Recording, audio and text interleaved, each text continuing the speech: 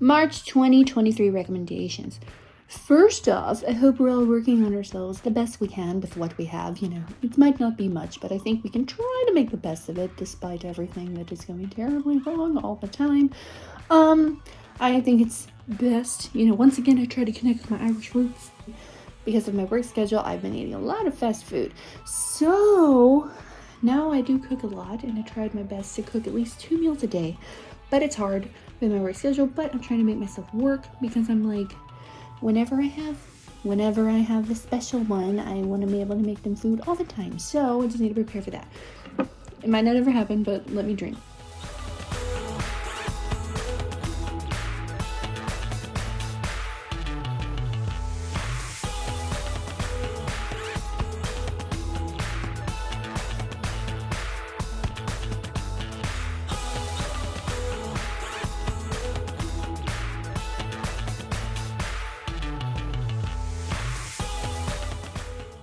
So for the yes section, the strays.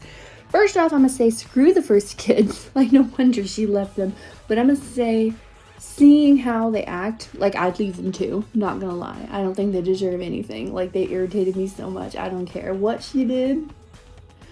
In the past, them kids were terrible. More than a married couple, but not lovers. This crap's so precious, and I'm jealous. An experiment that would never happen in real life, where they have to act married, and the characters in the chef's kiss, moi. And watch it in dub. It's hilarious. Watch it in dub because it's funny. Like, trust me. I don't normally recommend dub, but watch it in dub. Dear David, so this girl writes really dirty fan fiction about a guy at school, and it's leaked. But bro, that's traumatic. But why would you use his real name for this story? Trial by media. Different stories that the media help cause to go different ways rather with bad to worse. The Green Glove Gang, a group of older women, or thieves, have to hide out in a nursing home and hilarity ensues. Robin Hood. As far as Robin Hood adaptations go, I don't think this was too bad. It set up a good sequel. I'd probably watch it. I don't think we're going to get it though. The Glory Part 2, the conclusion of the story, and yeah, they definitely got to get the revenge, and it was sweet. Unlocked. This is so dang creepy and completely realistic that a guy could hack her phone and screw her life up. It's really creepy, and for what? On Atman's shorts. I love the animation style. 2D will always and forever be superior. Wish Disney would realize this. Rogers and, I don't know how to say that, Hammersteins maybe? Cinderella. Not my favorite adaptation of Cinderella, but I gave it a chance. The side characters were really good, and I like that they added more to Cinderella and the prince's relationship instead of he just finds her shoe and that's it, because that's a little weird, but okay. You, Part 2. Well, sadly, Joe didn't get the ending. I've been rooting for him to go to jail this whole time. Definitely realizing he's very sick and twisted. So, yeah. Leprechaun.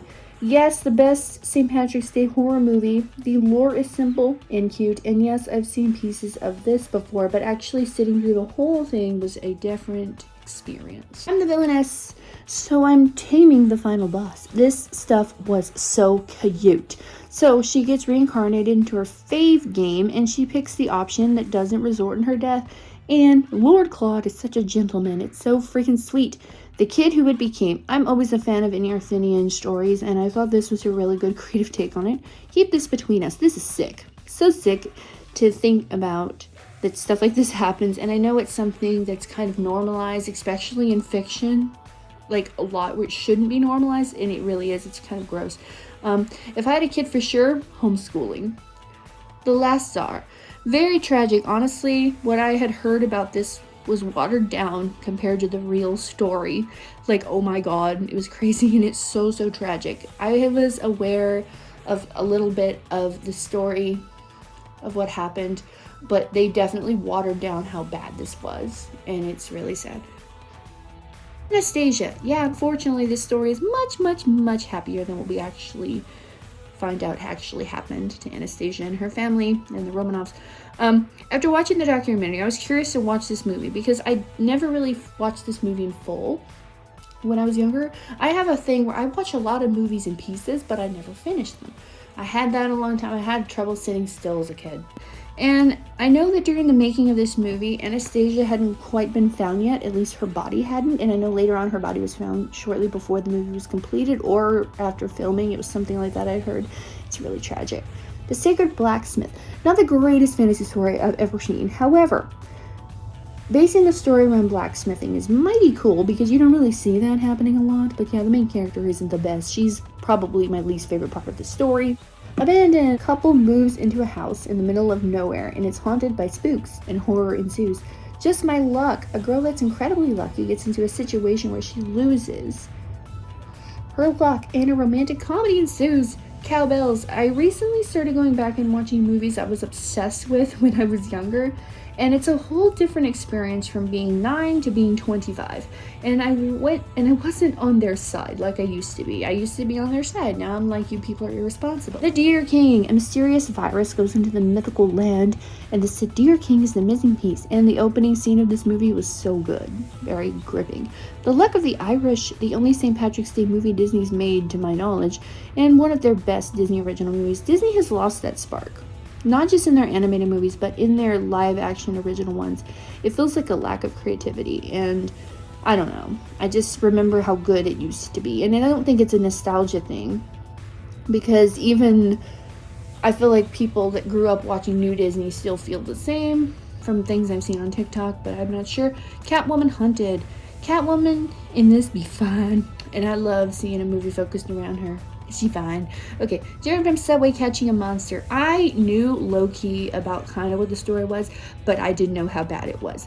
This was actually really hard to watch, and it was much, much worse than I could ever have imagined.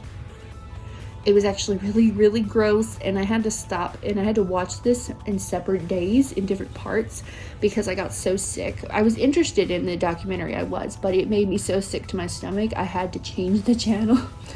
Ghost Ship. This show started out kind of cute, but I thought it was like a Love Boat kind of thing in the beginning because it was so happy. Then everyone dies while getting cut in half in a gruesome way, and we now have a haunted ship. Magical Girl Friendship Squad, a comedic raunchy take on the magical girl genre.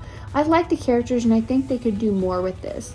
The Visitor, this whole thing was eerie, and I guess the little plot twist at the end, given how things were going very early on, because a lot of movies have kind of been done like this, but I think I'm still done well. It's just I do watch a lot of TV, a lot of movies, I read a lot of books, so very few things surprise me.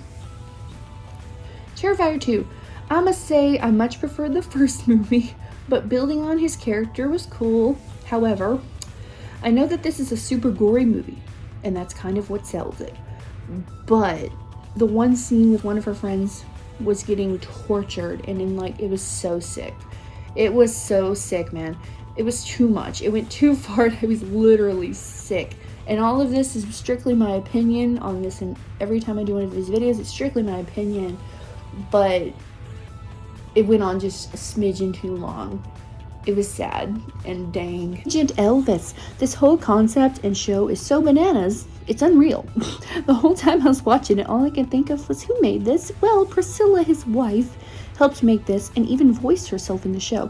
The animation was cool, and the idea of Elvis being an agent vigilante when he's not being Elvis is just so good. Read it and weep. Like I had mentioned, I wanted to revisit childhood movies, and I'll probably start continuing to do that in the future. And I loved this movie, but I had forgotten all about it. I'd forgotten the whole plot of the entire movie. Anyways, but this girl definitely had some mental issues that should have been addressed, but they never were in this movie. Sky High, the series. I found out after watching this show, there was a movie about Angel's death, and the show takes place after that, but I'm not going to go back and watch it. But the show is pretty good. But when I clicked on it, I thought it was like Sky High, like the Disney movie Sky High, and I was like, ooh, but it wasn't. Okay, The Mimic. Very unsettling and creepy. So there's this cave, and in this cave we have this thing that mimics people and becomes them. It's eerie. Young Royal Season 2. We got another season, and one more season was already confirmed, and it's going to be the final season.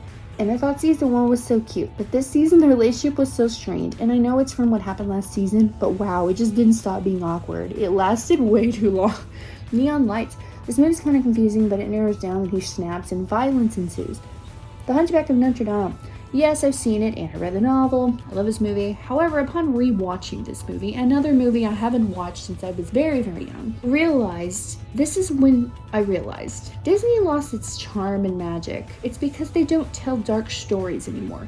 The songs and scores aren't extreme and memorable, and they don't intertwine well. Movies don't have scores anymore, they just have random songs. And it's different. It's not orchestraic. It's just everything feels cheaper. The animation, it just doesn't feel the same. And the stories aren't as memorable. They told simple stories with the Disney movies back then, but they were very memorable, and you always go back to when we had the golden age of Disney for a reason. And it was effective. And once Disney went 3D, it's lost a lot. And I don't look forward to Disney movies anymore. Mike! The story of Mike Tyson, the way it was told was very cool and creative, and some of the scenes had me ready to cry. Like, it was, man, I was about to bawl. Now in the mess section, smile. Everyone was saying all of this crap about how this movie was so scary and that, like, I couldn't make it through it and it was so terrifying. No, not really, no. I think the people that are afraid of this movie probably don't play horror games, because I've played games with things 10 times scarier than that chasing me, so no. Audition, yeah, this crap's disturbing. And some of the scenes, oh my god, I would say scary, but not really scary. They're just unsettling and disturbing. Spin me round. I promise you couldn't guess the plot of this movie if you tried. A woman gets taken to a program where she's getting trained to be a manager at a rip-off Olive Garden restaurant, to be a part of a creepy cult with swingers, and they have a party orgy, and while it's getting filmed, a wild boar breaks it up and almost kills everybody, and then the police get involved.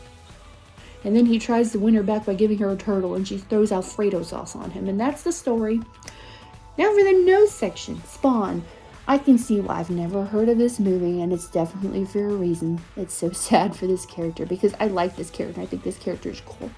I think I know why it took us so long to get good superhero movies, because of stuff like this. So guys, I hope we all have the best time we can with what we have.